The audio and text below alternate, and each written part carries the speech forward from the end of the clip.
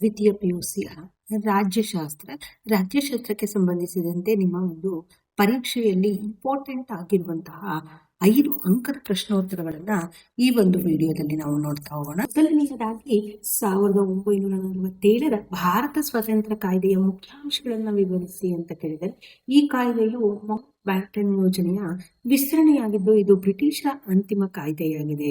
ಇದರ ಮುಖ್ಯಾಂಶಗಳೆಂದರೆ ಭಾರತವನ್ನ ವಿಭಜಿಸಿ ಭಾರತ ಮತ್ತು ಪಾಕಿಸ್ತಾನ ಎಂಬ 2 ಸ್ವತಂತ್ರ ರಾಷ್ಟ್ರಗಳ ರಚನೆಗೆ ಅವಕಾಶ ನೀಡಿತು. ಪಾಕಿಸ್ತಾನಕ್ಕೆ ಸೇರಿದ ಪ್ರಾಂತ್ಯಗಳನ್ನು ಬಿಟ್ಟು ಉಳಿದ ಎಲ್ಲಾ ಬ್ರಿಟಿಷ್ ಇಂಡಿಯಾ ಪ್ರಾಂತ್ಯಗಳು ಭಾರತದ ಭೂಭಾಗದ ವ್ಯಾಪ್ತಿಗೆ ಬಂದವು. ಪಾಕಿಸ್ತಾನದ ಭೂಪ್ರದೇಶ ಪೂರ್ವ ಬಂಗಾಳ, ಪಶ್ಚಿಮ ಪಂಜಾಬ್, ಸಿಂಧ್, ಬಲೂಚಿಸ್ತಾನ್, ಅಸ್ಸಾಂನ ಸಿಲ್ಹಟ್ ಮತ್ತು ವಾಯವ್ಯ ಗಡಿ ಪ್ರಾಂತ್ಯಗಳನ್ನು ಒಳಗೊಂಡಿರುತ್ತದೆ. ದೇಶೀಯ ಸಂಸ್ಥಾನಗಳು ಯಾವುದೇ ರಾಷ್ಟ್ರಗಳಲ್ಲಿ ವಿಲೀನವಾಗಲು ಸ್ವಾತಂತ್ರ್ಯ ಪಡೆದುಕೊಂಡವು. ಭಾರತದ ರಾಜ್ಯಗಳ ಮೇಲೆ ಚಕ್ರವರ್ತಿಯ ಆಧಿಪತ್ಯ ಕೊನೆಗೊಂಡು secretary of state for India ಹುದ್ದೆ ರದ್ದಾಯಿತು. ವೈಸ್ರಾಯ್ ಹುದ್ದೆಯನ್ನು ರದ್ದು ಮಾಡಿ ಪ್ರಾಂತ್ಯಗಳಲ್ಲಿ ಗವರ್ನರ್ ಜನರಲ್ ನೇಮಕಕ್ಕೆ ಅವಕಾಶ ನೀಡಿತು. ಪ್ರತಿಯೊಂದು ರಾಷ್ಟ್ರದ ಸಂವಿಧಾನ ರಚನಾ ಸಭೆಯು ಶಾಸಕಾಂಗದ ಅಧಿಕಾರವನ್ನ ಚಲಾಯಿಸುತ್ತದೆ. ಭಾರತ ಮತ್ತು ಪಾಕ್ ವಿಭಜನೆಯ ನಂತರ ಗಡಿಗಳನ್ನು ಗುರುತಿಸಲು ಸರ್ ಸಿರಿಲ್ ರ್ಯಾಟ್ಕ್ಲಿಫ್ ರವರ ಅಧ್ಯಕ್ಷತೆಯಲ್ಲಿ ಗಡಿರೇಖೆ ಆಯೋಗವನ್ನು ರಚಿಸಲಾಯಿತು. ಈ ಕಾಯ್ದೆಯನ್ನು ಅನುಮೋದಿಸುವುದರೊಂದಿಗೆ ಭಾರತದಲ್ಲಿ ಬ್ರಿಟಿಷರ ಆಡಳಿತವನ್ನು ಕೊನೆಗಾಣಿಸಿ ಭಾರತ ಮತ್ತು ಪಾಕಿಸ್ತಾನವೆಂಬ 2 ಸ್ವತಂತ್ರ ರಾಷ್ಟ್ರಗಳು ಉದಯಿಸುತ್ತವೆ.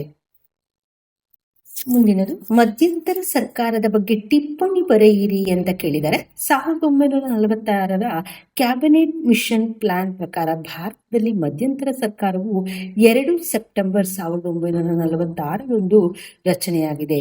15 ಆಗಸ್ಟ್ 1947ರವರೆಗೆ ಅಸ್ತಿತ್ವದಲ್ಲಿತ್ತು. ಈ ತಾತ್ಕಾಲಿಕ ಸರ್ಕಾರವು ಭಾರತವನ್ನು ಬ್ರಿಟಿಷ್ ಸಾಮ್ರಾಜ್ಯದಿಂದ ಸ್ವತಂತ್ರತೆಗೆ ಕೊಂಡೊಯ್ಯುವಂತಹ ಉದ್ದೇಶವನ್ನು ಹೊಂದಿತ್ತು. ಹೊಸದಾಗಿ ಚುನಾಯಿಸಲ್ಪಟ್ಟ ಸಂವಿಧಾನ ರಚನಾ ಸಭೆಯಿಂದ ತಾತ್ಕಾಲಿಕ ಸರ್ಕಾರವನ್ನ ರಚಿಸಲಾಯಿತು. ಈ ಸಂವಿಧಾನ ರಚನಾ ಸಮಿತಿಯು ಶಾಸಕಾಂಗವಾಗಿ ಕಾರ್ಯನಿರ್ವಹಿಸಿತು. ಪ್ರಧಾನಮಂತ್ರಿಯ ಅಧಿಕಾರವನ್ನ ಕಾರ್ಯಕಾರಿ ಮಂಡಳಿಯ ಉಪಾಧ್ಯಕ್ಷರಿಗೆ ನೀಡಲಾಗಿತ್ತು. ಪಂಡಿತ್ ಜವಾಹರಲಾಲ್ ನೆಹರು ರವರನ್ನು ಕಾರ್ಯಕಾರಿ ಮಂಡಳಿಯ ಅಧ್ಯಕ್ಷರನ್ನಾಗಿ ನೇಮಕ ಮಾಡಲಾಯಿತು. ಕಾರ್ಯಕಾರಿ ಮಂಡಳಿಯ ಸದಸ್ಯರಂತಂದ್ರೆ ಜವಾಹರಲಾಲ್ ನೆಹರು ಪ್ರಧಾನಮಂತ್ರಿಯಾಗಿದ್ದರು, ಸರ್ದಾರ್ ವಲ್ಲಭಭಾಯ್ ಪಟೇಲ್ ಗೃಹ ಸಚಿವರು, ಇನ್ನು ಡಾಕ್ಟರ್ BR ಅಂಬೇಡ್ಕರ್ ಅವರು ಕಾನೂನು ಸಚಿವರು, ಮೌಲಾನಾ ಅಬ್ದುಲ್ ಕಲಾಂ ಆಜಾದ್ ಶಿಕ್ಷಣ ಸಚಿವರು. ಈ ರೀತಿಯಾಗಿ ಇನ್ನೂ 12 ಜನ ಸಚಿವರಿದ್ರು. ಈ ಮಧ್ಯಂತರ ಸರ್ಕಾರವು 1947ರವರೆಗೂ ಭಾರತವು ಬ್ರಿಟಿಷರ ಪ್ರಾಬಲ್ಯದಲ್ಲಿದ್ದರೂ ಅಮೆರಿಕ ದೇಶವನ್ನೊಳಗೊಂಡಂತೆ ಇತರ ರಾಷ್ಟ್ರಗಳ ಜೊತೆಗೆ ರಾಜತಾಂತ್ರಿಕ ಸಂಬಂಧವನ್ನು ಹೊಂದಿತ್ತು. ಇನ್ನು ಮುಂದಿನದು, ಪ್ರಥಮ ಚುನಾವಣೆಯ ಬಗ್ಗೆ ಟಿಪ್ಪಣಿ ಬರೆಯಿರಿ ಅಂತ ಕೇಳಿದರೆ, ಭಾರತದಲ್ಲಿ ಲೋಕಸಭೆಗೆ ಮೊದಲ ಮಹಾ ಚುನಾವಣೆಯನ್ನ ಸಾರ್ವತ್ರಿಕ ವಯಸ್ಕ ಮತದಾನ ಪದ್ಧತಿಯನ್ನ ಆಧರಿಸಿ ಅಕ್ಟೋಬರ್ 1951ರ ಫೆಬ್ರವರಿ 1952ರವರೆಗೆ ಪ್ರಪ್ರಥಮ ಮುಖ್ಯ ಚುನಾವಣಾ ಆಯುಕ್ತರಾದಂತಹ ಸುಕುಮಾರ್ ಸೇನ್ ರವರ ನಾಯಕತ್ವದಲ್ಲಿ ನಡೆಸಲಾಯಿತು. ಈ ಚುನಾವಣೆಯ ಮುಖ್ಯಾಂಶಗಳಂತಂದ್ರೆ, ಚುನಾವಣೆ ನಡೆದ ಒಟ್ಟು ಸ್ಥಾನಗಳು, ಲೋಕಸಭೆ ಮತ್ತು ವಿಧಾನಸಭೆಯ ಸ್ಥಾನಗಳು 4500. ಚುನಾವಣೆ ನಡೆದ ಒಟ್ಟು ಲೋಕಸಭಾ ಸ್ಥಾನಗಳು 489. ಮತದಾರರ ಸಂಖ್ಯೆ 176 ಮಿಲಿಯನ್. ಮತದಾನ ಮಾಡಿದಂತಹವರು ಒಟ್ಟು ಸಂಖ್ಯೆ 105.5 ಮಿಲಿಯನ್, ಅಂದ್ರೆ 45%. ಮತಗಟ್ಟೆಗಳ ಸಂಖ್ಯೆ 2,24,000. ಚುನಾವಣಾ ಕಣದಲ್ಲಿದ್ದ ರಾಜಕೀಯ ಪಕ್ಷಗಳು 70. ಚುನಾವಣಾ ಅಭ್ಯರ್ಥಿಗಳು 1,800. ಚುನಾವಣಾ ಫಲಿತಾಂಶ: ಕಾಂಗ್ರೆಸ್ ಪಕ್ಷ 364 ಸ್ಥಾನಗಳೊಂದಿಗೆ ಗೆಲುವು. ಶೇಕಡಾವಾರು ಮತದಾನ: ಗ್ರಾಮಾಂತರ ಪ್ರದೇಶದಲ್ಲಿ 60% ಮತ್ತು ನಗರ ಪ್ರದೇಶದಲ್ಲಿ 40% ಮತದಾನವಾಯಿತು. ಡಾಕ್ಟರ್ BR ಅಂಬೇಡ್ಕರ್ ಬಾಂಬೆ ಕ್ಷೇತ್ರದಲ್ಲಿ ಕರ್ಜೋಲ್ಕರ್ ಎಂಬುವರಿಂದ ಸೋಲು. ಈ ಮಹಾ ಚುನಾವಣಾ ಪ್ರಜಾಪ್ರಭುತ್ವದ ಇತಿಹಾಸದಲ್ಲಿಯೇ ಒಂದು ಬೃಹತ್ ರಾಜಕೀಯ ಪ್ರಯೋಗವಾಗುವುದರ ಮೂಲಕ ಪ್ರಜೆಗಳು ಪ್ರಜಾಪ್ರಭುತ್ವದಲ್ಲಿ ಇಟ್ಟಂತಹ ವಿಶ್ವಾಸವನ್ನ ಕಾರ್ಯರೂಪಕ್ಕೆ ತರುವ ಒಂದು ದಿಟ್ಟವಾದಂತಹ ಹೆಜ್ಜೆಯಾಯಿತು. ನೋಡಿ, ಪಟೇಲ್ ಸ್ಕೀಮ್ ಕುರಿತು ಟಿಪ್ಪಣಿಯನ್ನ ಬರೆಯಿರಿ ಅಂತ ಕೇಳಿದರೆ 3 ಹಂತಗಳಲ್ಲಿ ನಡೆದಂತಹ ಭಾರತದ ಪ್ರಾಂತ್ಯಗಳ ಏಕೀಕರಣ ಪ್ರಕ್ರಿಯೆಯ ಪಾಟೀಲ್ ಸ್ಕೀಮ್. ಈ ಹಂತಗಳು ಅಂತಂದ್ರೆ ಪ್ರಾಂತ್ಯಗಳು ಅಂದ್ರೆ ಸಣ್ಣ ರಾಜ್ಯಗಳ ವಿಲೀನ ಆಗುವಂಥದ್ದು, ಸಣ್ಣ ರಾಜ್ಯಗಳ ಗುಂಪು, ಹಾಗೆ ಚೀಫ್ ಕಮಿಷನರ್ಸ್, ಪ್ರಾಂತ್ಯಗಳ ಏಕೀಕರಣ, ಈ ಅಂಶಗಳನ್ನು ಕುರಿತು ವಿವರಣೆಯನ್ನ ಬರೀಬೇಕಾಗುತ್ತೆ. ಇನ್ನು ಪ್ರತ್ಯಕ್ಷ ಚುನಾವಣೆಯ ಲಕ್ಷಣಗಳನ್ನ ಬರೆಯಿರಿ ಅಂತ ಕೇಳಿದರೆ ಮತದಾರರು ನೇರವಾಗಿ ಮತಗಟ್ಟೆಗೆ ಹೋಗಿ ಮತ ಚಲಾಯಿಸುವುದೇ ಪ್ರತ್ಯಕ್ಷವಾದಂತಹ ಚುನಾವಣೆ. ಉದಾಹರಣೆ ಲೋಕಸಭಾ ಮತ್ತು ವಿಧಾನಸಭಾ ಚುನಾವಣೆಗಳು. ಇದರ ಲಕ್ಷಣಗಳೇಂತಂದ್ರೆ ಪ್ರಜಾಸತ್ತಾತ್ಮಕವಾದಂಥದ್ದು, ಇದರ ಬಗ್ಗೆ ವಿವರಣೆಯನ್ನು ಬರೀಬೇಕಾಗುತ್ತೆ. 2 ಲೈನಲ್ಲಿ ಪ್ರಜಾಪ್ರತಿನಿಧಿಗಳ ಮೇಲೆ ನಿಯಂತ್ರಣ, ಇದರ ಬಗ್ಗೆಯೂ ಕೂಡ ಅಷ್ಟೇ. ರಾಜಕೀಯ ಪರಿಜ್ಞಾನವನ್ನು ಮೂಡಿಸುವಂಥದ್ದು ಯಾವ ರೀತಿಯಾಗಿ ಅನ್ನುವಂಥದ್ದನ್ನ 2 ಲೈನಲ್ಲಿ ಬರೀಬೇಕು. ಸಾರ್ವಜನಿಕರೊಂದಿಗೆ ಸಂಪರ್ಕ, ಹಾಗೆ ಯೋಗ್ಯ ಅಭ್ಯರ್ಥಿಗಳ ಆಯ್ಕೆ. ಈ ಪ್ರತ್ಯಕ್ಷ ಚುನಾವಣೆಯು ಹೆಚ್ಚಾಗಿ ಅಕ್ಷರಸ್ಥರನ್ನು ಹೊಂದಿರುವ, ಅಭಿವೃದ್ಧಿಯನ್ನು ಹೊಂದಿದಂತಹ ರಾಷ್ಟ್ರಗಳಿಗೆ ಹೆಚ್ಚು ಸೂಕ್ತವಾಗಿದೆ. ಮುಂದಿನ ಒಂದು ಪ್ರಶ್ನೆ, ಪರೋಕ್ಷ ಚುನಾವಣೆಯ ಲಕ್ಷಣಗಳನ್ನ ಬರೆಯಿರಿ ಅಂತ ಕೇಳಿದರೆ ಮತದಾರರು ನೇರವಾಗಿ ಮತದಾನದಲ್ಲಿ ಪಾಲ್ಗೊಳ್ಳದೆ ಪ್ರಜೆಗಳಿಂದ ಆಯ್ಕೆಯಾದಂತಹ ಪ್ರಜಾಪ್ರತಿನಿಧಿಗಳು ಮತದಾನ ಮಾಡುವುದೇ ಪರೋಕ್ಷವಾದಂತಹ ಒಂದು ಚುನಾವಣೆ. ಉದಾಹರಣೆ ರಾಜ್ಯಸಭೆ ಮತ್ತು ವಿಧಾನ ಪರಿಷತ್ ಚುನಾವಣೆ. ಇದರ ಲಕ್ಷಣಗಳು ಅಂತಂದ್ರೆ ಸಮರ್ಥವಾದ ಅಭ್ಯರ್ಥಿಗಳ ಆಯ್ಕೆಯನ್ನ ಮಾಡುವಂಥದ್ದು, ಪ್ರಚಾರದ ಅರ್ಭಟವಿಲ್ಲ, ಶಾಂತಿಯುತವಾದಂತಹ ಮತದಾನ, ಭಾವೋದ್ರೇಕಕ್ಕೆ ಆಸ್ಪದವಿಲ್ಲ, ಹಾಗೆ ಹಿಂದುಳಿದ ರಾಷ್ಟ್ರಗಳಿಗೆ ಸೂಕ್ತವಾದಂತದ್ದಾಗಿದೆ. ಇವುಗಳ ಬಗ್ಗೆ 1 ಅಥವಾ 2 ಲೈನ್ನಲ್ಲಿ ವಿವರಣೆಯನ್ನ ಬರೀಬೇಕು. ಇನ್ನು ಚುನಾವಣಾ ಆಯೋಗದ ಅಧಿಕಾರಿಗಳು ಮತ್ತು ಕಾರ್ಯಗಳನ್ನು ವಿವರಿಸಿ ಅಂತ ಕೇಳಿದರೆ ಚುನಾವಣೆ ನಡೆಸುವ ಮೂಲಕ ಚುನಾವಣೆಯ ಮೇಲ್ವಿಚಾರಣೆ, ನಿರ್ದೇಶನ ಮತ್ತು ನಿಯಂತ್ರಣಾಧಿಕಾರವನ್ನ ಹೊಂದಿರುವಂತಹ ಆಯೋಗವೇ ಚುನಾವಣಾ ಆಯೋಗ.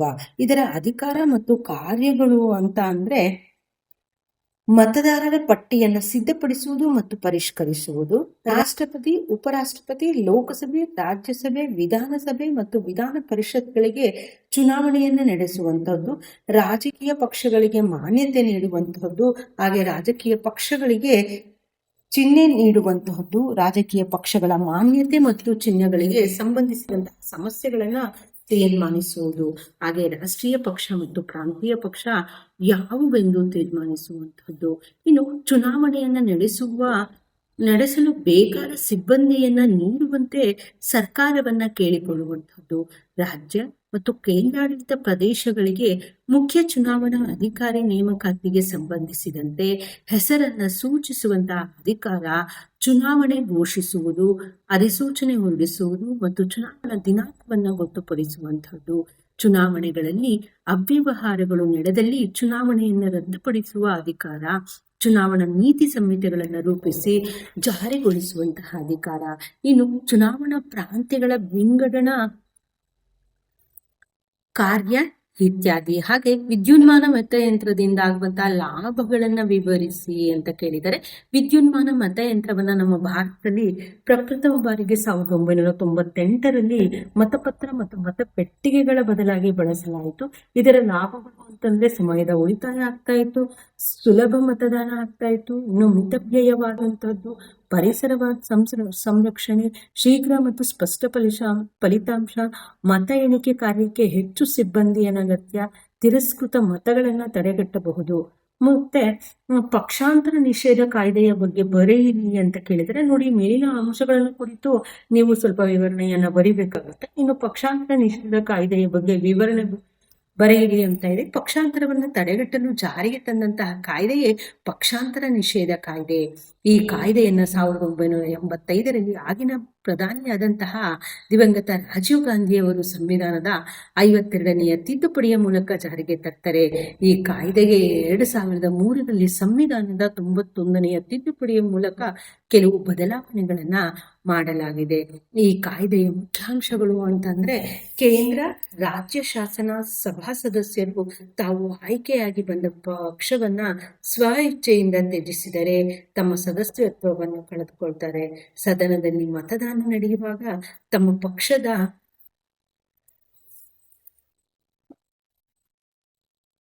ವಿಪ್ ಅನ್ನ ಉಲ್ಲಂಘಿಸಿ ಮತ ಚಲಾಯಿಸಿದರೆ ಸದಸ್ಯತ್ವವನ್ನ ಕಳ್ಕೊಳ್ತಾರೆ. ಅಧಿವೇಶನದ ಸಮಯದಲ್ಲಿ ಶಾಸನಸಭಾ ಸದಸ್ಯರು ಸದನದಲ್ಲಿ ತಮ್ಮ ಪಕ್ಷದ ಅನುಮತಿ ಇಲ್ಲದೆಯೇ ಮತ ಚಲಾಯಿಸಿದಾಗ ಅವರು ಸದಸ್ಯತ್ವವನ್ನ ಕಳೆದುಕೊಳ್ತಾರೆ. ಇನ್ನು ಕೇಂದ್ರ ರಾಜ್ಯ ಶಾಸಕಾಂಗ ನಾಮಕರಣಗೊಂಡ ಶಾಸಕರು ನಾಮಕರಣಗೊಂಡ 6 ತಿಂಗಳ ನಂತರ ಬೇರೆ ಪಕ್ಷ ಸೇರಿದರೆ ಸದಸ್ಯತ್ವ ಕಳೆದುಕೊಳ್ತಾರೆ. ಯಾವುದೇ ಪಕ್ಷದ 1/3ಕ್ಕಿಂತ ಹೆಚ್ಚಿನ ಸದಸ್ಯರು ಪಕ್ಷವನ್ನ ತ್ಯಜಿಸಿದರೂ ಅದು ಪಕ್ಷಾಂತರವಾಗುತ್ತದೆ. ಈ ಕಾಯ್ದೆಯ ಅನ್ವಯ ಅನರ್ಹಗೊಂಡ ವ್ಯಕ್ತಿಗಳು ಯಾವುದೇ ಲಾಭದಾಯಕ ಹುದ್ದೆ ಹೊಂದುವಂತಿಲ್ಲ. ಸದಸ್ಯರನ್ನು ಅನರ್ಹಗೊಳಿಸುವ ಅಧಿಕಾರ ಸಭಾಪತಿಯವರಿಗಿರುತ್ತದೆ. ಈ ಕಾಯ್ದೆಯನ್ನ ಜಾರಿಗೆ ತರಲು ನಿಯಮಗಳನ್ನು ರೂಪಿಸುವ ಅಧಿಕಾರ ಸಭಾಪತಿಯವರಿಗಿರುತ್ತದೆ. ಈ ಕಾಯ್ದೆ ಮಂತ್ರಿಮಂಡಲದ ಗಾತ್ರವನ್ನು ನಿರ್ಧರಿಸುತ್ತದೆ. ಹಾಗೆ ಇತ್ಯಾದಿ. ಈ ಪಕ್ಷಾಂತರ ನಿಷೇಧ ಕಾಯ್ದೆಯು ಇನ್ನೂ ಪರಿಣಾಮಕಾರಿಯಾಗಿ ಕಾರ್ಯನಿರ್ವಹಿಸಲು ಮತ್ತೆ ಕೆಲವು ಸುಧಾರಣೆಗಳು ಅಗತ್ಯ ಇದೆ. ಇನ್ನು ನಾಗರಿಕ ಸೇವಾ ವರ್ಗದ ಪ್ರಮುಖ ಲಕ್ಷಣಗಳನ್ನ ವಿವರಿಸಿ ಅಂತ ಕೇಳಿದರೆ, ಸರ್ಕಾರಿ ನೌಕರರ ಸಮೂಹವೇ ನಾಗರಿಕ ಸೇವಾ ವರ್ಗ. ಇದು ಶಾಶ್ವತ ಕಾರ್ಯಾಂಗವಾಗಿದ್ದು ವಿಲೋಭಿರವರು ಇದನ್ನ ಸರ್ಕಾರದ 4ನೇ ಅಂಗ ಅಂತ ಹೇಳ್ತಾರೆ. ಇದರ ಪ್ರಮುಖ ಲಕ್ಷಣ ಅಂದ್ರೆ ವೃತ್ತಿನಿರತ ವರ್ಗ, ಹಾಗೆ ಅಧಿಕಾರ ಶ್ರೇಣಿ ಪದ್ಧತಿ, ಕಾಯಂ ಆಡಳಿತ, ರಾಜಕೀಯ ತಾಟಸ್ಥ್ಯ, ಅನಾಮಧೇಯತ್ವ, ನಿಷ್ಪಕ್ಷಪಾತತೆ, ಕಾನೂನಿನ ಚೌಕಟ್ಟು, ಸೇವಾ ಮನೋಭಾವ, ವಿಶೇಷ ತರಬೇತಿ ಮತ್ತು ಶೈಕ್ಷಣಿಕ ಅರ್ಹತೆ, ಹಾಗೆ ಸಾರ್ವಜನಿಕ ಹೊಣೆಗಾರಿಕೆ. ಈ ಅಂಶಗಳನ್ನು ಕುರಿತು ವಿವರಣೆಯನ್ನು ಬರೀಬೇಕಾಗತ್ತೆ. ಇನ್ನು ಮುಖ್ಯ ಕಾರ್ಯದರ್ಶಿಯ ಕಾರ್ಯದ ಬಗ್ಗೆ ಟಿಪ್ಪಣಿಯನ್ನು ಬರೆಯಿರಿ ಅಂತ ಕೇಳಿದರೆ, ಮುಖ್ಯ ಕಾರ್ಯದರ್ಶಿಯು ರಾಜ್ಯ ಸರ್ಕಾರದ ಸಚಿವಾಲಯದ ಆಡಳಿತಾತ್ಮಕ ಮುಖ್ಯಸ್ಥರಾಗಿ ಈ ಕೆಳಗಿನ ಕಾರ್ಯಗಳನ್ನು ನಿರ್ವಹಿಸ್ತಾರೆ. ಮುಖ್ಯಮಂತ್ರಿಗಳಿಗೆ ಸಲಹೆ ನೀಡುವಂತಹ ಅಧಿಕಾರ, ಸಚಿವಾಲಯದ ಸಾಮಾನ್ಯ ನಿಯಂತ್ರಣ ಮತ್ತು ಮೇಲ್ವಿಚಾರಣಾ ಕಾರ್ಯ, ಹಾಗೆ ಸಚಿವಾಲಯದ ವಿವಿಧ ಇಲಾಖೆಗಳ ಕಾರ್ಯದರ್ಶಿಗಳ ಕಾರ್ಯಗಳ ಮೇಲ್ವಿಚಾರಣಾ ಕಾರ್ಯ, ಕೆಲವು ಇಲಾಖೆಗಳ ಮುಖ್ಯಸ್ಥರಾಗಿ ಕಾರ್ಯನಿರ್ವಹಣೆ, ಸಚಿವರುಗಳಿಗೆ ಒದಗಿಸಿರುವಂತಹ ಸಿಬ್ಬಂದಿಗಳ ಮೇಲೆ ಸಂಪೂರ್ಣ ನಿಯಂತ್ರಣ, ರಾಜ್ಯ ಸರ್ಕಾರ, ಕೇಂದ್ರ ಸರ್ಕಾರ ಮತ್ತು ಇತರೆ ರಾಜ್ಯ ಸರ್ಕಾರಗಳ ನಡುವೆ ಸಂಪರ್ಕ ಸೇತುವೆಯಾಗಿ ಕಾರ್ಯನಿರ್ವಹಣೆ, ಭಾರತ ಸರ್ಕಾರದಿಂದ ಪ್ರಮುಖ ಮತ್ತು ರಹಸ್ಯವಾದ ಮಾಹಿತಿಗಳನ್ನು ಪಡೆದುಕೊಂಡು ಮುಖ್ಯಮಂತ್ರಿಗೆ ತಲುಪಿಸ್ತಾರೆ. ಇವರು ಎಲ್ಲ ಕಾರ್ಯದರ್ಶಿಗಳ ಮುಖ್ಯಸ್ಥರಾಗಿದ್ದು ಅಪಾರ ಸಂಖ್ಯೆಯ ಸಮಿತಿಗಳ ಸದಸ್ಯರಾಗುತ್ತಾರೆ. ಇನ್ನು ಜಿಲ್ಲಾಧಿಕಾರಿಗಳ ಕಾರ್ಯಗಳನ್ನು ವಿವರಿಸಿ ಅಂತ ಕೇಳಿದರೆ, ಜಿಲ್ಲಾಡಳಿತವು ರಾಜ್ಯದ ಪ್ರಾಥಮಿಕ ಆಡಳಿತಾತ್ಮಕ ಘಟಕವಾಗಿದ್ದು ರಾಜ್ಯ ಸರ್ಕಾರದ ಪ್ರತಿನಿಧಿಯಾಗಿದ್ದ ಜಿಲ್ಲಾಧಿಕಾರಿಯವರು ಜಿಲ್ಲಾಡಳಿತದ ಮುಖ್ಯಸ್ಥರಾಗಿ ಈ ಕೆಳಗಿನ ಕಾರ್ಯಗಳನ್ನು ನಿರ್ವಹಿಸ್ತಾರೆ. ಕಾನೂನು ವ್ಯವಸ್ಥೆಯನ್ನು ಕಾಪಾಡುವಂಥದ್ದು, ನಿಯಂತ್ರಣ ಕಾರ್ಯವನ್ನು ಮಾಡುವಂಥದ್ದು, ಚುನಾವಣಾ ಕಾರ್ಯಗಳು, ಹಾಗೆ ಗಣತಿಯ ಕಾರ್ಯಗಳು, ಸಾರ್ವಜನಿಕ ಕುಂದುಕೊರತೆಗಳ ನಿವಾರಣಾ ಕಾರ್ಯಗಳು, ಕಂದಾಯ ಕಾರ್ಯಗಳು, ಅಭಿವೃದ್ಧಿಯ ಕಾರ್ಯಗಳು, ಪೌರಾಡಳಿತದ ಕಾರ್ಯಗಳು, ವಿಪತ್ತು ನಿವಾರಣಾ ಕಾರ್ಯಗಳು, ಹಾಗೆ ಭೂಸ್ವಾಧೀನ ಕಾರ್ಯಗಳು. ಈ ರೀತಿಯಾಗಿ ಜಿಲ್ಲಾಧಿಕಾರಿಗಳು ಶಿಕ್ಷಣ, ಆರೋಗ್ಯ, ಪೊಲೀಸ್, ಖಜಾನೆ, ಅಬಕಾರಿ, ನಾಗರಿಕ ಸರಬರಾಜು ಸೇರಿದಂತೆ ಎಲ್ಲಾ ಇಲಾಖೆಗಳ ಉಸ್ತುವಾರಿಯನ್ನು ಅವರು ನಿರ್ವಹಿಸ್ತಾರೆ. ಇನ್ನು ಅಂತಾರಾಷ್ಟ್ರೀಯ ಸಂಬಂಧಗಳ ಪ್ರಾಮುಖ್ಯತೆಯನ್ನು ತಿಳಿಸಿ ಅಂತ ಕೇಳಿದರೆ, ಆಧುನಿಕ ಯುಗದಲ್ಲಿ ಮಾನವನ ಬಾಳಿನ ಭದ್ರತೆ, ಕಲ್ಯಾಣ ಅಷ್ಟೇ ಏಕೆ ಅವನ ಜೀವನವೂ ಕೂಡ ಅಂತಾರಾಷ್ಟ್ರೀಯ ಸ್ಥಿತಿಯನ್ನು ಅವಲಂಬಿಸಿರುವುದರಿಂದ ಅಂತಾರಾಷ್ಟ್ರೀಯ ಸಂಬಂಧಗಳ ಪ್ರಾಮುಖ್ಯತೆ ಈ ಕೆಳಗಿನಂತೆ ಹೆಚ್ಚಾಗಿದೆ. ಅಂತಾರಾಷ್ಟ್ರೀಯ ಸಂಬಂಧಗಳ ಅಧ್ಯಯನದಿಂದ ರಾಷ್ಟ್ರಗಳ ಮೂಲ ನೀತಿ, ನಿಯಮಗಳು, ತತ್ವಗಳು, ಉದ್ದೇಶಗಳು, ಸಾಧನೆ ಮತ್ತು ವೈಫಲ್ಯಗಳ ಬಗ್ಗೆ ತಿಳಿಯಬಹುದು. ಇನ್ನು ಅಂತಾರಾಷ್ಟ್ರೀಯ ಸಮಸ್ಯೆಗಳಿಗೆ ಸರಿಯಾದ ಪರಿಹಾರ ಒದಗಿಸಿಕೊಂಡುಕೊಳ್ಳಬಹುದು. ಇದು ಸಂಕುಚಿತ ರಾಷ್ಟ್ರೀಯ ಮನೋಭಾವನೆಯನ್ನ ಹೋಗಲಾಡಿಸಿ ಅಂತಾರಾಷ್ಟ್ರೀಯ ಮನೋಭಾವವನ್ನು ವೃದ್ಧಿಸುತ್ತದೆ. ಇದು ಯುದ್ಧ ಮತ್ತು ಮಿಲಿಟರಿ ಕಾರ್ಯಾಚರಣೆಯನ್ನು ತಡೆಗಟ್ಟಲು ಹಾಗೂ ಮೈತ್ರಿಕೂಟಗಳ ರಚನೆಗೆ ಸಹಾಯಕವಾಗಿದೆ. ಇದು ಸಾಮೂಹಿಕ ಭದ್ರತೆಯ ತತ್ವಗಳು, ನಿಶಸ್ತ್ರೀಕರಣ, ವಿಶ್ವದ ಪ್ರಗತಿ ಮತ್ತು ಶಾಂತಿ ಒಪ್ಪಂದವನ್ನು ಮಾಡಿಕೊಳ್ಳಲು ಉತ್ತೇಜಿಸುತ್ತದೆ. ಇದು ವಿಶ್ವ ನಾಗರಿಕರಲ್ಲಿ ಜಾಗತಿಕ ಭಾವನೆ, ವಿಶ್ವ ಭ್ರಾತೃತ್ವ ಮತ್ತು ರಾಷ್ಟ್ರೀಯ ಏಕತೆಯನ್ನ ಬೆಳೆಸ್ತದೆ. ಇನ್ನು ದಲಿತ ಚಳುವಳಿಗೆ ಕಾರಣಗಳನ್ನ ವಿವರಿಸಿ ಅಂತ ಕೇಳಿದರೆ, ನೋಡಿ, ಈ ಒಂದು ಪ್ರಶ್ನೆ ಸಮಾಜಶಾಸ್ತ್ರದಲ್ಲಿಯೂ ಕೂಡ ಬರುವಂತಹದ್ದನ್ನ ನೋಡ್ಬೋದು. ಹಾಗೆ ಅಲ್ಲಿರುವಂತಹ ಅಂಶಗಳು ಇಲ್ಲಿರುವಂತಹ ಅಂಶಗಳು ಕೂಡ ಸಾಮಾನ್ಯವಾಗಿ ಒಂದೇ ರೀತಿಯಾಗಿ ಇರುವಂತಹದ್ದನ್ನ ನೋಡ್ತಾ ಹೋಗ್ಬೋದು. ನೀವು ಕೇವಲ ಇಲ್ಲಿ ರಾಜ್ಯಶಾಸ್ತ್ರಕ್ಕೆ ಮಾತ್ರ ಸಂಬಂಧಿಸಿದಂತೆ ಅಭ್ಯಸಿಸಿ, ಸಾಮಾಜಿಕ, ಆರ್ಥಿಕ, ಶೈಕ್ಷಣಿಕ ಮತ್ತು ಸಾಂಸ್ಕೃತಿಕವಾಗಿ ಶೋಷಿತರಾದಂತಹವರೇ ದಲಿತರು. ಈ ದಲಿತ ವರ್ಗದವರು ಮೇಲ್ವರ್ಗದವರಿಂದ ತಮಗಾಗಿದ್ದಂತಹ ಸಾಮಾಜಿಕ, ಆರ್ಥಿಕ, ಧಾರ್ಮಿಕ ಮತ್ತು ರಾಜಕೀಯ ಅಸಮಾನತೆ, ಶೋಷಣೆ, ತಾರತಮ್ಯ ಹಾಗೂ ದೌರ್ಬಲ್ಯದ ವಿರುದ್ಧ ನಡೆಸಿದಂತಹ ಸಂಘಟಿತವಾದಂತಹ ಹೋರಾಟವೇ ದಲಿತ ಚಳುವಳಿ. ಈ ಚಳುವಳಿಯ ಕಾರಣಗಳೆಂದರೆ ಸಾಮಾಜಿಕ ಅಸಮಾನತೆಯನ್ನು ಒಳಗೊಂಡಿರುವಂಥದ್ದು, ಆರ್ಥಿಕ ಅಸಮಾನತೆ, ರಾಜಕೀಯ ಅಸಮಾನತೆ, ತಾರತಮ್ಯ ಮತ್ತು ಅರಿವಿನ ಕೊರತೆ. ಯಾವ ರೀತಿಯಾಗಿ ಸಾಮಾಜಿಕ ಅಸಮಾನತೆ ಇತ್ತು ಅನ್ನುವಂಥದ್ದನ್ನ ಬರೀಬೇಕು, ಆರ್ಥಿಕ ಅಸಮಾನತೆ ಯಾವ ರೀತಿಯಾಗಿತ್ತು, ರಾಜಕೀಯ ಅಸಮಾನತೆ ಆಗಿತ್ತು, ಹಾಗೆ ತಾರತಮ್ಯ ಮತ್ತು ಅರಿವಿನ ಕೊರತೆ ಅಂದ್ರೆ ಅವರಿಗೆ ತಿಳುವಳಿಕೆಯ ಕೊರತೆ ಇತ್ತು. ಎಲ್ಲ ಅಂಶಗಳನ್ನು ಕುರಿತು 1 ಅಥವಾ 2 ಲೈನ್ ನಲ್ಲಿ ಅದರ ವಿವರಣೆಯನ್ನ ಬರೀಬೇಕು. ಕಾರ್ಮಿಕ ಚಳವಳಿಯ ಕಾರಣಗಳಾವುವು ಅನ್ನುವಂಥದ್ದು ಪ್ರಶ್ನೆ. ಕೃಷಿ ಮತ್ತು ಕೈಗಾರಿಕೆಗಳಲ್ಲಿ ತಮ್ಮ ದೈಹಿಕ ಶ್ರಮದ ಮೂಲಕ ಕೆಲಸ ಮಾಡುವ ಮಾರ್ಗವೇ ಕಾರ್ಮಿಕ ವರ್ಗ. ಈ ಕಾರ್ಮಿಕ ವರ್ಗವು ಮಾಲೀಕರಿಂದ ತಮಗಾಗ್ತಿದ್ದಂತಹ ಶೋಷಣೆ, ದಬ್ಬಾಳಿಕೆ, ದೌರ್ಬಲ್ಯ ಮತ್ತು ಅನ್ಯಾಯಗಳ ವಿರುದ್ಧ ನಡೆಸಿದಂತಹ ಸಂಘಟಿತ ಹೋರಾಟವೇ ಕಾರ್ಮಿಕ ಚಳುವಳಿ. ಈ ಚಳುವಳಿಗೆ ಕಾರಣಗಳೆಂದರೆ ಕಾರ್ಮಿಕರ ಹಿತಾಸಕ್ತಿ, ನಿರ್ಲಕ್ಷ್ಯ, ಹಾಗೆ ಉದ್ಯೋಗಿಗಳ ಕಡೆಗಣನೆ ಮಾಡುವಂತಹದ್ದು, ಸೌಲಭ್ಯಗಳಿಂದ ವಂಚನೆಯ ಒಳಗಾಗಿರುವಂತಹದ್ದು, ಕಲ್ಯಾಣ ಕಾರ್ಯಕ್ರಮಗಳು ಅವರಿಗೆ ಮುಟ್ದೇ ಇರುವಂತಹದ್ದು, ಹಾಗೆ ಅಸಂಘಟಿತ ವಲಯದ ಕಾರ್ಮಿಕರ ಸ್ಥಿತಿಗತಿ. ಈ ಅಂಶಗಳನ್ನು ಕುರಿತು 5 ಅಂಶಗಳನ್ನು ಕುರಿತು ಇನ್ನು ಖಾಸಗೀಕರಣದ ಪ್ರಾಮುಖ್ಯತೆ ಮತ್ತು ರಾಜಕೀಯ ಪರಿಣಾಮಗಳನ್ನು ವಿವರಿಸಿ ಅಂತ ಕೇಳಿದರೆ, ಸರ್ಕಾರಿ ಒಡೆತನದಲ್ಲಿರುವಂತಹ ಕೈಗಾರಿಕೆಗಳನ್ನ ಖಾಸಗಿ ಸಂಸ್ಥೆಗಳಿಗೆ ವರ್ಗಾಯಿಸುವಂತದ್ದೇ ಖಾಸಗೀಕರಣ. ಅದರ ಪ್ರಾಮುಖ್ಯತೆಯನ್ನ ನೋಡೋದಾದ್ರೆ ಹೊಸ ಉದ್ಯಮಗಳನ್ನ ಪ್ರೋತ್ಸಾಹಿಸ್ತದೆ, ಕಾರ್ಯಾಧ್ಯಕ್ಷತೆ ಮತ್ತೆ ಸಾಮರ್ಥ್ಯವನ್ನ ಹೆಚ್ಚಿಸುತ್ತದೆ, ವಿನೂತನ ಯೋಜನೆ, ಗುರಿ, ಬಂಡವಾಳ, ಏಕಸ್ವಾಮ್ಯ. ಇನ್ನು ರಾಜಕೀಯ ಪರಿಣಾಮಗಳು ಅಂದ್ರೆ ಸಂಪತ್ತಿನ ಕೇಂದ್ರೀಕರಣ ಆಗ್ತದೆ, ಅಧಿಕ ಲಾಭ ಉಂಟಾಗ್ತದೆ, ಹಾಗೆ ಸ್ಥಳೀಯ ಕೈಗಾರಿಕೆಗಳ ನಾಶ ಆಗ್ತದೆ, ರಾಷ್ಟ್ರೀಯ ಹಿತಾಸಕ್ತಿಗೆ ಧಕ್ಕೆ, ಸಾರ್ವಭೌಮತ್ವಕ್ಕೆ ಧಕ್ಕೆ, ಉದ್ಯೋಗ ಭದ್ರತೆ ಇರುವುದಿಲ್ಲ ಮತ್ತು ಸೇವಾ ಮನೋಭಾವ ಕೂಡ ಇರುವುದಿಲ್ಲ. ಇನ್ನು ಉದಾರೀಕರಣದ ಪ್ರಾಮುಖ್ಯತೆ ಮತ್ತು ರಾಜಕೀಯ ಪರಿಣಾಮಗಳನ್ನು ವಿವರಿಸಿ ಅಂತ ಕೇಳಿದರೆ, ಆರ್ಥಿಕವಾಗಿ ಅನೇಕ ನಿಬಂಧನೆಗಳಿಂದ ಮುಕ್ತಗೊಳಿಸುವಂತಹ ಒಂದು ಪದ್ಧತಿಯೇ ಉದಾರೀಕರಣ. ಪ್ರಾಮುಖ್ಯತೆಯನ್ನು ನೋಡೋದಾದ್ರೆ ಸರ್ಕಾರದ ನೀತಿಗಳಿಂದ ಮುಕ್ತಿ, ಗ್ರಾಹಕ ಸ್ನೇಹಿ, ಪೈಪೋಟಿಯನ್ನ ಉತ್ತೇಜಿಸುತ್ತದೆ, ವಿಶ್ವ ಉದ್ಯಮಿಗಳ ದರ್ಜೆಯನ್ನ ಉತ್ತೇಜಿಸುತ್ತದೆ, ಇನ್ನು ಖಾಸಗಿ ಸಂಸ್ಥೆಗಳನ್ನು ಉನ್ನತೀಕರಿಸುತ್ತದೆ, ಹಾಗೆ ತಂತ್ರಜ್ಞಾನವನ್ನು ಉನ್ನತೀಕರಿಸುತ್ತದೆ, ಆರ್ಥಿಕ ಪ್ರಗತಿಯನ್ನ ಸಾಧಿಸುತ್ತದೆ. ಹಾಗೆ ರಾಜಕೀಯ ಪರಿಣಾಮಗಳು ಅಂದ್ರೆ ಬೌದ್ಧಿಕ ಪಲಾಯನ, ಕಾರ್ಮಿಕರ ಅವಲಂಬನೆ ಕಡಿಮೆ ಆಗ್ತದೆ, ಪರಿಸರ ವಿನಾಶ ಹೆಚ್ಚಾಗ್ತದೆ, ಕೆಲವು ವಸ್ತುಗಳ ಬೆಲೆಗಳ ನಿಯಂತ್ರಣ ಆಗ್ತದೆ, ಇನ್ನು ಜನಸಾಮಾನ್ಯರ ಮೇಲೆ ದುಷ್ಪರಿಣಾಮ ಹಣಕಾಸಿನ ಅಸ್ಥಿರತೆ. ಮುಂದಿನ ಒಂದು ಪ್ರಶ್ನೆ, ವಿಶ್ವಸಂಸ್ಥೆಯ ಭದ್ರತಾ ಮಂಡಳಿಯನ್ನು ಕುರಿತು ಬರೆಯಿರಿ ಅಂತ ಕೇಳಿದರೆ, ಭದ್ರತಾ ಮಂಡಳಿಯು ವಿಶ್ವಸಂಸ್ಥೆಯ 2ನೇ ಪ್ರಮುಖ ಮತ್ತು ಹೆಚ್ಚಿನ ಅಧಿಕಾರ ಪಡೆದಿರುವಂತಹ ಅಂಗವಾಗಿದೆ. ಇದನ್ನು ವಿಶ್ವ ಕಾರ್ಯಾಂಗ ಅಂತಲೂ ಕೂಡ ಕರೀತಾರೆ. ವಿಶ್ವದ ಶಾಂತಿ ಮತ್ತು ಭದ್ರತೆಯನ್ನು ಕಾಪಾಡುವಂತದ್ದು ಇದರ ಪ್ರಮುಖ ಜವಾಬ್ದಾರಿಯಾಗಿದೆ. ಇದು ಅಂತಾರಾಷ್ಟ್ರೀಯ ವಿಚಾರಗಳನ್ನು ಚರ್ಚಿಸುವ, ಪರಿಶೀಲಿಸುವ ಮತ್ತು ಶಿಫಾರಸು ಮಾಡುವಂತಹ ಅಧಿಕಾರವನ್ನ ಹೊಂದಿದೆ.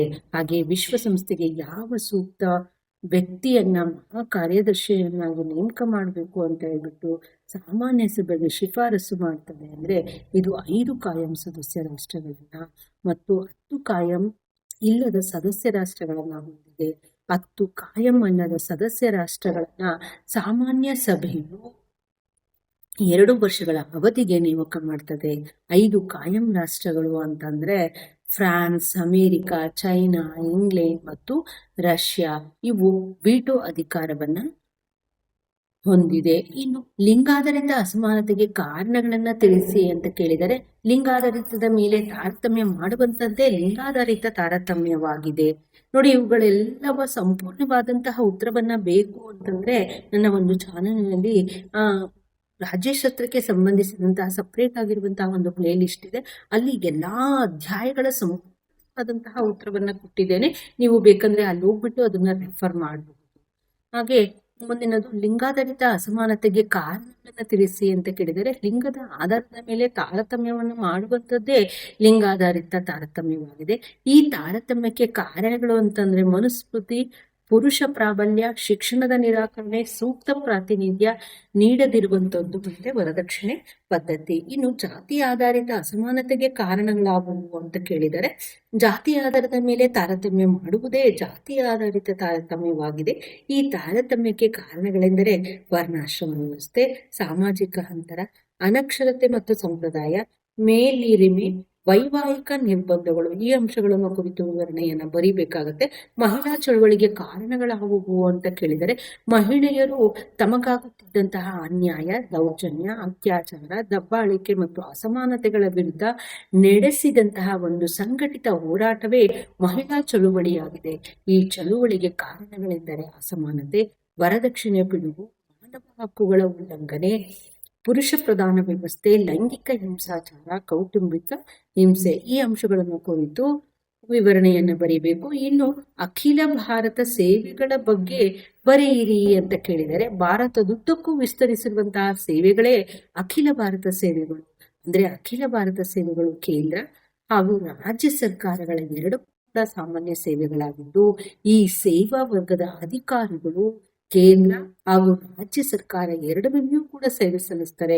ಉದಾಹರಣೆ, ಭಾರತೀಯ ಆಡಳಿತ ಸೇವೆ, ಭಾರತೀಯ ಪೊಲೀಸ್ ಸೇವೆ, ಭಾರತೀಯ ಅರಣ್ಯ ಸೇವೆ. ಭಾರತೀಯ ಆಡಳಿತ ಸೇವೆ ಅಂದ್ರೆ IAS, ಭಾರತೀಯ ಪೊಲೀಸ್ ಸೇವೆ ಅಂದ್ರೆ IPS, ಹಾಗೆ ಭಾರತೀಯ ಅರಣ್ಯ ಸೇವೆ ಅಂದ್ರೆ IFS ಅಂತ. ಇನ್ನು ಸಂವಿಧಾನದ 312ನೇ ವಿಧಿಯು ಅಖಿಲ ಭಾರತ ಸೇವೆಗಳಿಗೆ ಅವಕಾಶ ನೀಡಿದೆ. ಹಾಗೆಯೇ ಈ ವಿಧಿಯು ಅಖಿಲ ಭಾರತ ಸೇವೆಗಳನ್ನು ಸೃಷ್ಟಿಸುವ ಅಧಿಕಾರವನ್ನ ಸಂಸತ್ತಿಗೆ ನೀಡಿದೆ.